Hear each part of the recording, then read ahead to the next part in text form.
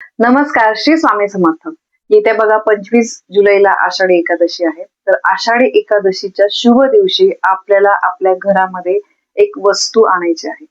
काही वस्तूंना बघा खूप महत्व असतं आणि त्या वस्तू जर तुम्ही महत्वाच्या दिवशी आणल्या, शुभ दिवशी आणल्या, तर त्याचं दुप्पट पटीने फळ तुम्हाला मिळत असतं. एरवी तर आपण बघा कुठे गेलो गावात वगैरे काही आपल्याला शॉपिंग करायची, काही वस्तू खरेदी करायच्या आहे, त्यावेळेस दिसल्यावर तर आपण घेतच असतो. पण अशा शुभ दिवशी जर काही शुभ वस्तू घेतल्या तर त्याचा आपल्याला जास्त फायदा होत असतो. तर सगळ्यात पहिले आणि सगळ्यात महत्वाची वस्तू म्हणजे तुळशीचं रोप. जर अजून सुद्धा तुमच्या घरामध्ये तुळशीचं रोप नसेल तर आषाढी एकादशीच्या दिवशी छोटस तुळशीचं रोप आणून तुम्ही लावू शकता. किंवा बऱ्याचशा ठिकाणी आपल्याला तुळशीचं रोप बघा उगवलेलं दिसतं, पण आषाढी एकादशीच्या दिवशी ते तोडता येत नाही.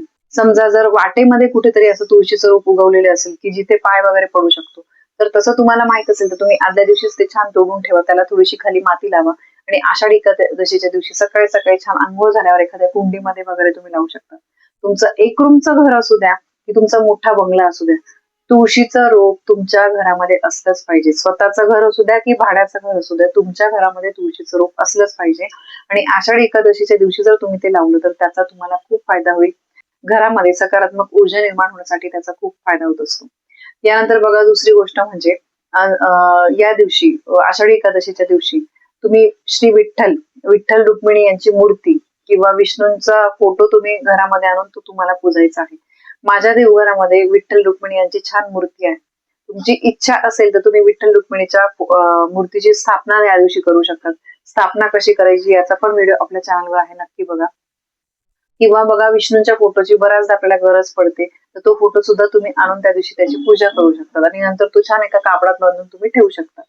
यानंतर शंख. शंख बघा भगवान विष्णूंच्या एक प्रमुख त्यांच्या हातामध्ये ज्या गोष्टी असतात त्यापैकी ही एक प्रमुख वस्तू असते आणि देवघरामध्ये शंख जो आहे तो असलाच पाहिजे. बघा दक्षिणावर्ती शंखाची तुम्ही स्थापना करू शकता. शंख किंवा इतर देवाच्या वस्तूंसाठी मी तुम्हाला स्क्रीनवर नंबर देते, त्या ताईंकडून तुम्हाला मिळू शकतील. तर शंख तुम्हाला नसेल तर तो स्थापित करायचा आहे. त्यानंतर बघा या दिवशी आषाढी एकादशीच्या दिवशी पिवळे फुल किंवा कमळाचं फुल मिळालं तर नक्की आणा. भगवान विष्णूंना पिवळा रंग प्रिय असतो, म्हणून पिवळी फुले किंवा शक्य असल्यास कमळाचं फुल या दिवशी देवघरातल्या देवांना अर्पण करायचे. एकच फुल मिळालं तरी सुद्धा चालेल. यानंतर आषाढी एकादशीला तुम्हाला फळ, खडीसाखर, साखर, गूळ किंवा पंचामृत साठी जे काही गोष्टी लागतात ते साहित्य घरामध्ये आणून भगवान विष्णूंना तुम्हाला नैवेद्य अर्पण करायचा आहे. तुम्ही एक फळ अर्पण करा, खडीसाखर अर्पण करा किंवा पंचामृत बनवून तुम्ही तो नैवेद्य अर्पण केला तरी सुद्धा चालेल. तर बघा यासोबतच बऱ्याचशा काही देवांच्या वस्तू जर तुम्हाला खरेदी करायच्या असतील तर आषाढी एकादशीच्या दिवशी तुम्ही आणून त्या देवघरामध्ये स्थापित करू शकता.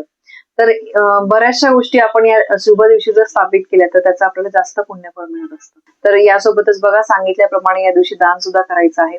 घरामध्ये कोणतीही वस्तू आणल्यामुळे आपोआप धन, यश, चमत्कार घडतो असं नाहीये, पण या वस्तू ज्या आहे यांना महत्व आहे.